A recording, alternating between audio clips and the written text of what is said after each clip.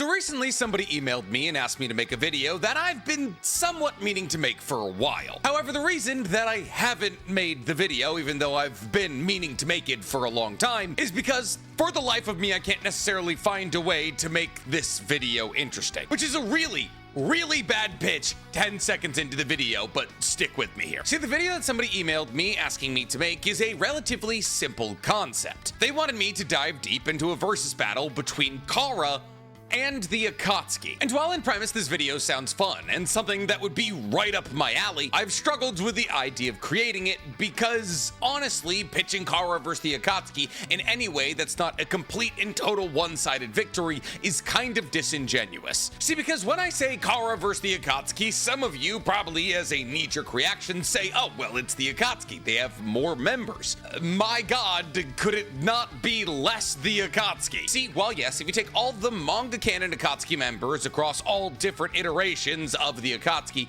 into account, there's 11 Akatsuki members. That is to say, if you include people like Sasuke and Orochimaru. You can technically take it even further by including people like Suigetsu, Jugo, and Kari. You can take it even further by including people from the first iteration of the Akatsuki. And you can take it even further than that by including anime-only members of the Akatsuki, like Juzo. However, even if you included every single possible member of the Akatsuki, there is no possible way they get through Kara. In fact, not only is there no possible way they get through Kara, the majority, and I mean the vast majority of individual members of Kara could solo the entirety of the Akatsuki. And thus, you find my issue with making this video. In most of my versus battles, I like to sit down and talk about both sides like they have an equal chance at victory, even if I know at the very beginning of my recording that one side is going to win. That's just called good content. You need to make it unclear who's gonna win until the end. However, even if you gave the Akatsuki adult Sasuke, Madara, who's not a member of the Akatsuki, and Obito, both in their Ten Tails forms, Kara still wins. And like, handedly, mind you. And thus today I'm going to be approaching this versus battle a bit differently than I usually do. Because while I would love to sit here and talk to you about how powerful this iteration of the Akatsuki is at their strongest, and how no group in Naruto or Boruto could stand a chance against them, that's just objectively not the truth. And thus today we're going to be filming this video with a foregone conclusion. Rather than trying to illustrate how either side could win, today I want to sit down and have a conversation with you about just how hard Kara stomps the Akatsuki. But I want to take it even one step further than that, because today I want to illustrate to you how the majority of the members of Kara could solo even the strongest versions of the Akatsuki by themselves. Because today we're talking Kara stomps the Akatsuki. But before we get to stomping anything, guys, please, for me, like this video, subscribe to the page, and hit that noti bell. And if you're feeling particularly generous and want to hear me talk about different anime and manga that aren't Naruto and Boruto, go ahead and follow my second YouTube channel, The Weeb Commander, where instead of talking about Naruto and Boruto, I talk all other anime and manga. Or if you want to see me try to bring real-life challenges to the anime world, go ahead and follow the brand new channel that I created with Stephen He, Chris Barnett, and Danny Mata called Anime IRL. Or if you just want to hear me talk about anime and manga, go ahead and follow my anime podcast, Otaku's Anonymous, where me and Danny Mata break down everything that happened in anime and manga this week. It's available on YouTube, Spotify, and Apple Podcasts. But before we get into all that, today we got to talk about our favorite recurring sponsor to the page, DraftKings Sportsbook. Can you guys feel that? Oh, there's a chill in the air, unless you're in the southern hemisphere, in which case it's getting warmer. And also, hello down there. How are things upside down? But up here in the northern hemisphere, leaves are falling to the ground, the colors are changing, and football is back. The fall isn't about pumpkin spice lattes and blonde women with big hats. It's about crunchy leaves and football. And me and DraftKings want to make every single one of these football weekends more exciting for you, because DraftKings is the #1 place to bet on all things football. And right now, DraftKings is running a deal so insane because all new customers who bet $5 will immediately get $200 in bonus bets. Yeah, you heard me right. If you sign up for DraftKings and bet $5, you'll get $200 in bonus bets immediately. So what are you guys waiting for? Download DraftKings Sportsbook today and use my promo code NCHammer23 and bet just $5 on any wagers to get $200 in bonus bets immediately. That's code NCHammer23 only at DraftKings Sportsbook. So what are you guys waiting for? Add a little fun to your fall. So usually when we do versus videos on this channel, we do 1v1s. While we've talked about group battles like the Uchiha versus the Hokages in the past, usually we gravitate towards 1v1s because they're more straightforward and easier to explain. And usually the way that I explain a 1v1 battle is that I scale both of the participants and then at the end give my conclusion on who I believe would come out victorious. However, today in this gigantic brawl, we have over 15 participants, so I'm not gonna scale each and every single one of them. What I am going to do, however, is go over the individual members of Kara, give you their scaling, and then explain to you how they would proceed to beat, if not all, most of the Akatsuki members. Now, we're only gonna be taking 5 members of Kara into consideration here, because there's only 6 inners of Kara, and one of them is Amado, and he's a non-combatant. Though I do reckon that Amado could probably figure out how to defeat some of the lower tiers in the Akatsuki. So let's first talk about who I identify as the weakest member of Kara. Those statements from Code would tell us that Boro is stronger than Delta.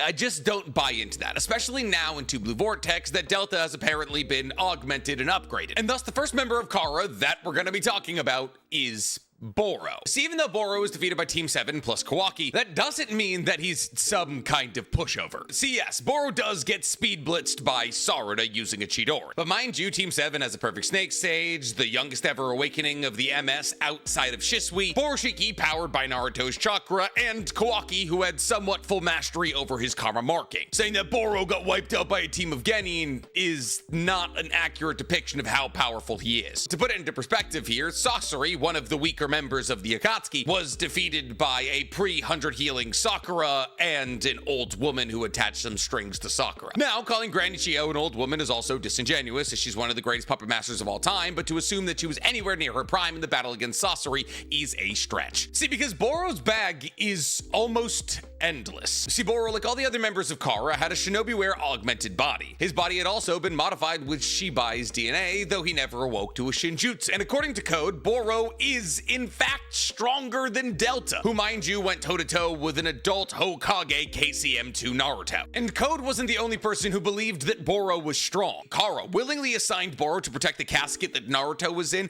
thinking that Sasuke was going to be the person to come and save him. Yes, that's right. The members of Kara believe that Boro scaled to adult Sasuke. And while I would reckon that adult Sasuke could probably defeat Boro, Boro's strength did prove enough to be able to take on the entirety of Team 7 and Kawaki simultaneously. This comes from his ability to use a regeneration technique, also known as Boro's self-healing technique, that only requires him to do a couple of simple hand seals to heal any injury to his body. Now this means anything can be healed. Boro's head being obliterated, limbs being blown off, being poisoned. Any wound inflicted upon Boro can be immediately healed so long as the core inside of him remains intact. On top of this, Boro has the ability to shift his core inside of his body to make sure people aren't able to figure out where it is. However, Sarada, through the usage of her Sharingan, is able to eventually figure out where it is. Ties into the fact that Boro was able to manipulate gunpowder all in around his body in the form of mist that he laced with gunpowder that can completely nullify people who are trying to use fire release on the battle against him, and make it so he's able to create massive explosions with just the smallest of a spark, and also take into account the fact that he's able to cover entire battlefields and villages in a dark mist that's unaffected by wind release. Mind you, you can't blow it away. And this dark mist, when either touched or inhaled, eats away at the body of those who have come into contact with it, gradually seeping their strength until eventually the person who came into contact with the mist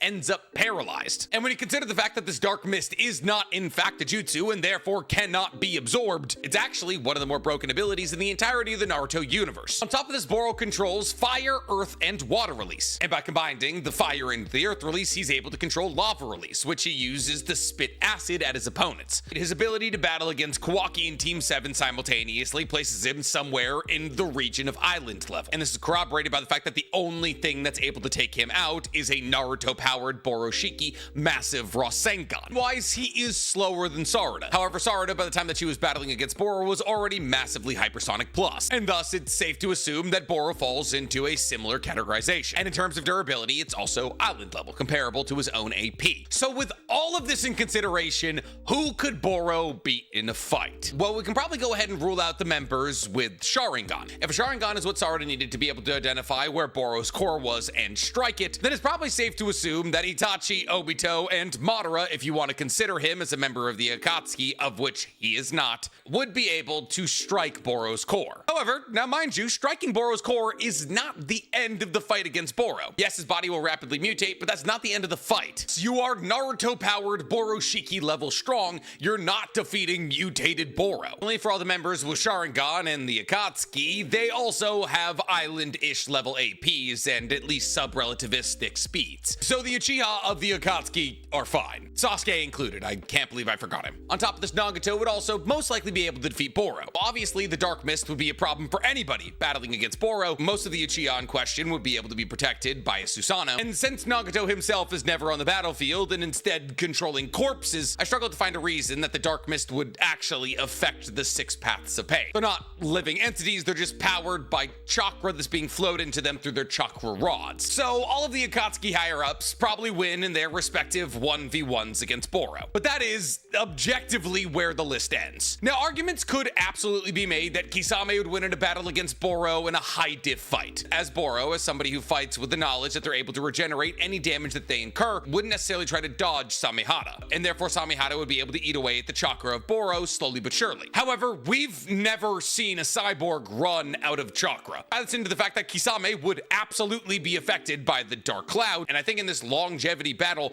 Boro comes out victorious. Because, well, yes, I do believe Kisame probably has the AP to defeat a mutated Boro. I don't think he holds on to his strength long enough with the effects of the Dark Cloud. Now, ironically, an argument could also be made for the zombie duo possibly standing a chance against Boro, though the argument could more be made for Kakuzu as opposed to Hidan. See, while Hidan is immortal, it doesn't mean he has infinite chakra, and it also doesn't mean that he's not affected by things like the Dark Cloud, and therefore while you can stab Hidan as much as you want, he would still be affected by a paralysis agent. Or I can't necessarily say the same thing for Kakuzu. See, Kakuzu, whose body is now just Earth Grudge Fear and individual hearts, may not be affected by Dark Cloud. Ties into the fact that Kakuzu is able to make it a 4v1 battle with his Earth Grudge Fear abilities, and he might stand a fair to okay chance against Boro. So if you want to make an argument that Kakuzu might win in a high diff fight, I wouldn't be able to blame you, but I do genuinely think Boro wins with mid difficulty. Now, a similar argument could also be made for Sasori, as Sasori, who's just a core in a puppet's body, probably wouldn't be affected by Dark Cloud. We can't know that for certain. I mean, there is still flesh and blood in that body, and therefore that flesh and blood could probably be affected by Dark Cloud. But none of that matters when you consider the fact that Sasori does not have an island level AP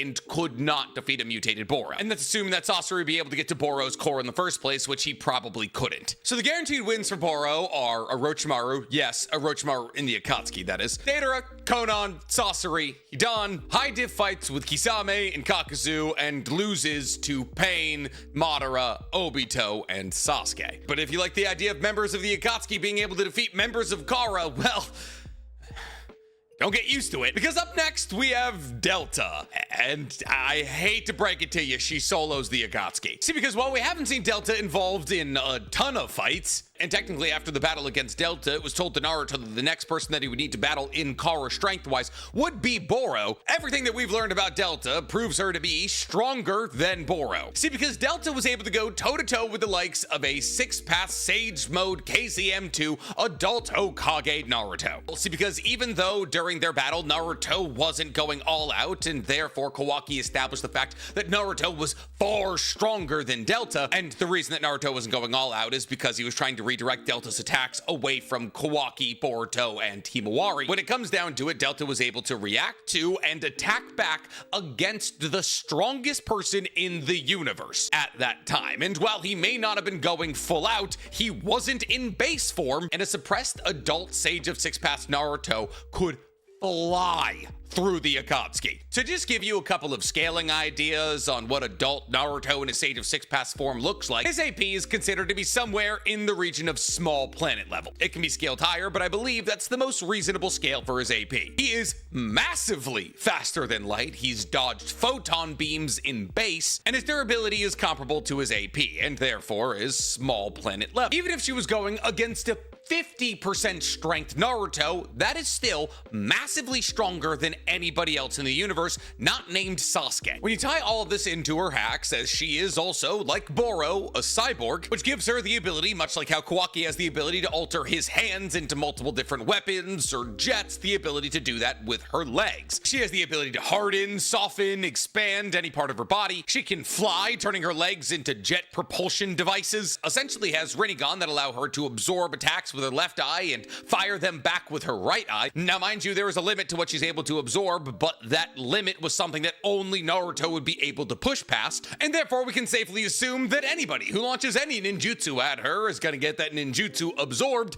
and fired back. She also has a regeneration ability that allowed her to regenerate her legs in a split second, and if her vessel is destroyed, she can just fly her drone back to Amado and have her copy her consciousness onto a new body. Tie that into the fact that she also has regeneration nullification that allows her to fire a death beam that kills the cells that would try to regenerate, and that means that any member of the Akatsuki who has a regeneration ability, of which there is not many, is going to have said regeneration nullified. And thus her final scale, because she was able to go toe-to-toe with the likes of a Sage 6 Pass adult Naruto, is an AP of small planet level, as her destructive beam would have been able to injure and possibly kill Naruto, a speed of FTL plus, as she was able to go toe-to-toe with the likes of Naruto, intercepting and dodging multiple of his attacks, and a durability of small planet level, as she was also able to tank attacks from Sage 6 Pass adult Naruto. That puts her beyond every single member of the Akatsuki. Now, there are some arguments to be made here that things like genjutsu could be used against her, but mind you, she's a cyborg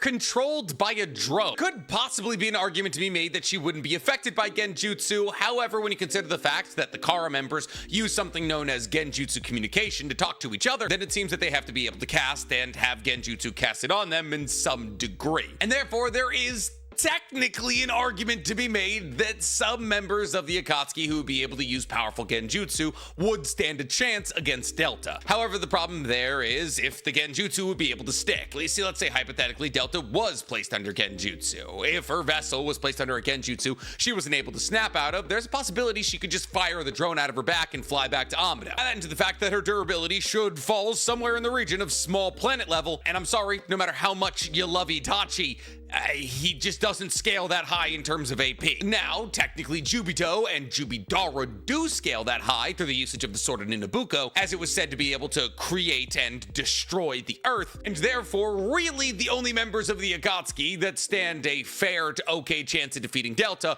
are Jubito and Jubidara. And for those of you who are saying, oh, but Nick, Obito could just use Kamui and place her in the Kamui dimension. Probably not. Kamui is a ninjutsu. She has the ability to absorb ninjutsu. Tie that into the fact that she is much, and I mean much, faster than Obito, and she speed blitzes a base Obito long before he's able to figure out how to use Kamui appropriately against her in battle. However, there is an argument to be made that both Jubito and Jubidara would possibly be able to defeat her in a battle. However, her regeneration, nullification, and Madara's propensity for taking powerful attacks head-on probably make her the winner in both of those bouts. So some of you are upset that I just said that Itachi would be defeated by Delta, but her eyes are scientific ninja tools. They're not necessarily eyes, and therefore there's no way for us to discern whether or not Itachi making eye contact with Delta would be enough to place her under Tsukiyomi. So I'm sorry, Delta is clearing every single member of the Akatsuki with low diff, with the possible exceptions of Jubito and Jubidara. But no more exceptions, because next up on the list, we got Kashin Koji, who is probably stronger than Delta, and is almost definitely stronger than Delta now post his battle against Ishiki, now that he has the 10 paths and the ability to see all future timelines. And we almost got to see a battle between Delta and Kashin Koji, because when Amado was absconding away from Kara, Kashin Koji told Amado that he was going to take Delta out, and he seemed relatively certain he could do exactly that. Now, this makes sense when you consider the fact that Kashin Koji was created by Amado with the explicit directive to defeat Ishiki, well, at least Jigen. Yeah, Jigen, the guy who beat Sage 6 Pass adult Naruto and adult Sasuke at the same time. And Kashin Koji was able to accomplish this, defeating Jigen. Now, mind you, when he defeated Jigen, Jigen only had 10% of his chakra, but 10% of his chakra does not mean 10% of his power. It means 10% of his longevity. And therefore, while Kashin Koji definitely didn't defeat a full-powered Jigen, he did defeat a Jigen. And if it wasn't for Jigen activating his own karma marking and resurrecting in Jigen's body as Ishiki, Kashin Koji would have killed Jigen. The guy who punched through a perfect Susanoo like it was made of paper and to one-shot a Kurama mode adult Naruto. And therefore, if you want to say that Kashin Koji is only stronger than 10% of Jigen, be my guest. But I'd like to assume that he's somewhere in the region of 20 to 30% as strong as Jigen, which would place him somewhere in the region of adult Naruto and adult Sasuke. And this makes sense when you consider the fact that even after Ishiki reincarnated in Jigen's body, Kashin Koji was able to go hand to hand with him for a little while. And while Kashin Koji did lose in this one-on-one battle against Ishiki, so did Sasuke and Naruto. In fact, both Sasuke and Naruto trying to fight Ishiki at the same time wasn't enough. So based on the sheer fact that Kashin Koji was able to react to and land some hits on Ishiki, places him in an exponentially high scaling category. I mean, just based off the sheer fact that Kashin Koji believed he would be able to defeat Delta in a battle, placed him in an exponentially high scaling category. Then when you take his actual feats paired with his confidence that he could defeat Delta, and yeah, his AP, just like Delta, should be considered somewhere in the region of small planet level. Tie this into the fact that he was able to keep up with an adult Sasuke, Jigen, and Ishiki, at least a little bit, and his speed, just like Delta's, is FTL+.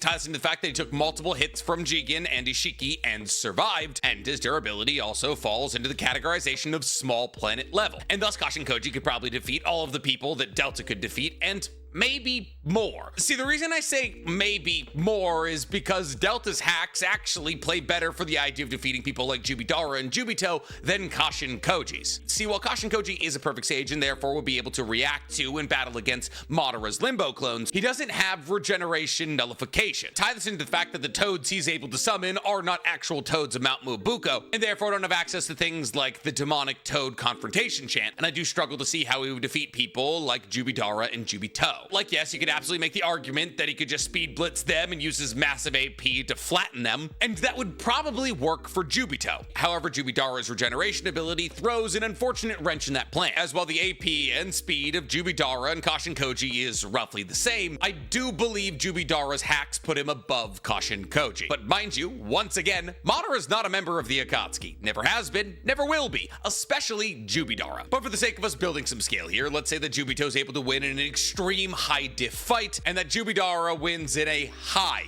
diff fight. All that goes away with our next two entries, because up next, we got Code. And for those of you who are being like, yeah, Nick, but Code's never won a fight that he's participated in, that doesn't mean he's not insanely strong, it just means the people that he's fought against were insanely stronger. Listen, I'm not even going to go over all of Code's strengths. Let's just talk about why he absolutely dog walks every single member of the Akatsuki, probably simultaneously. Code believes himself to be a superior combatant to Delta, and the narrator reiterates this fact. And even Kawaki believes that Code is stronger than Delta, which once again, to remind you, places us at small planet level and FTL+. Amado holds Code in a completely separate tier from all the other members of Kara. He even warns Naruto about the prospects of entering into combat against Code because Code's role in Kara was to dispose of rogue Kara members. Amado also believes that Code would be able to kill both Naruto and Sasuke one-on-one, and Kawaki resonates with this idea as he believes that Code would defeat Sage Mode Naruto. On top of this, we've been told two separate times, once in Chapter 56 and once in Chapter 71, that Code, without his limiters,